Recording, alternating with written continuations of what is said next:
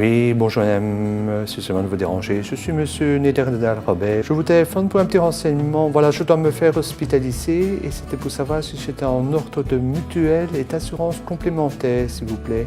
En effet, ne pas être en ordre de mutuelle peut impacter le coût d'une hospitalisation, car par le biais de la mutuelle, l'assurance maladie obligatoire couvre une partie des frais. On y va, maman! Si vous disposez d'une couverture autre que celle de votre mutuelle, prenez contact auprès de celle-ci avant l'hospitalisation.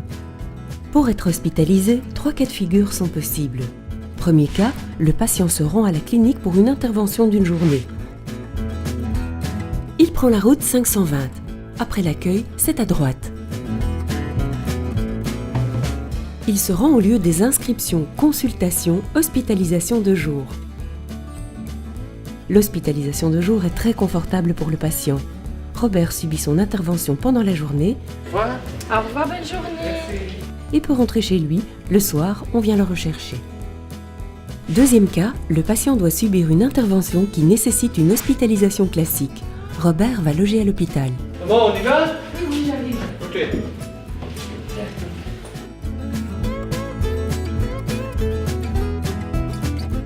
Robert prend la route 005 et se rend au bureau des admissions à gauche, juste après l'entrée.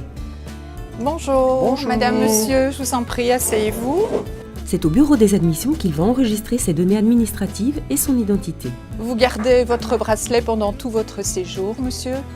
Ce bracelet permet, bien entendu, d'identifier le patient pendant tout son séjour et éviter toute erreur médicale. Les patients peuvent faire certains choix qui ont une influence sur le coût de leur hospitalisation. Chambre commune ou privée? Commune. Chambre commune. Oui. Le coût est déterminé par la façon dont on est assuré, par le type de chambre que l'on choisit ou par les frais liés à d'éventuels services complémentaires. Je vous remets le formulaire pour l'inscription au réseau Santé Wallon. Lorsque des patients sont hospitalisés, on leur propose et on leur proposera de plus en plus souvent de s'inscrire au réseau de santé wallon. Cette plateforme permet un échange d'informations informatisées entre prestataires de soins qui ont un lien thérapeutique avec le patient. Pour tout cela, bien évidemment, les patients et les prestataires de soins doivent donner leur accord. Ceci permet une meilleure prise en charge du patient. Autre cas de figure, vous passez par les urgences. Ça va aller, monsieur. Le médecin décide de vous hospitaliser. Attention, vous inscrire au guichet des urgences ne vous dispense pas de repasser par l'admission. Il faut impérativement que vous ou l'un de vos proches s'y rendent pour signer les documents. Mais revenons à notre hospitalisation classique.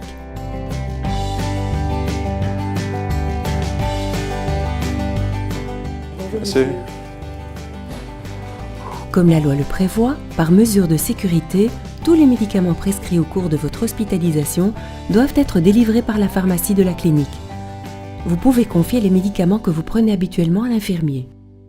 Les patients hospitalisés ont la possibilité de recevoir la visite d'un représentant religieux ou laïque, soit un aumônier israélite, catholique, protestant, anglican, orthodoxe, musulman ou laïque. Quant aux visites de vos proches, elles doivent rester une source de plaisir et de réconfort. Bonjour. Il est donc important de respecter les heures de visite. Bonjour, madame.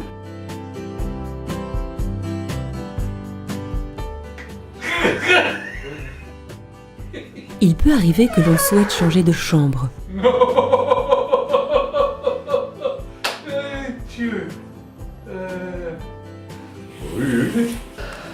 Dites, ça devient un peu pénible avec le voisin. Est-ce qu'il n'y aurait pas moyen de trouver une chambre seule pour mon fils? Si pour une raison ou l'autre, vous optez en cours d'hospitalisation pour un changement de chambre, il faut impérativement que vous ou l'un de vos proches retourne modifier votre déclaration au bureau des admissions. Les changements de chambre ne sont bien sûr possibles qu'en fonction des disponibilités.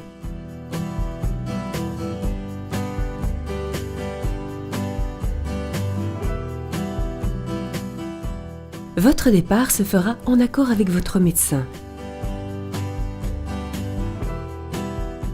Et il existe à la clinique un service social qui peut vous accompagner et répondre à vos questions administratives ou financières avant, pendant ou après l'hospitalisation.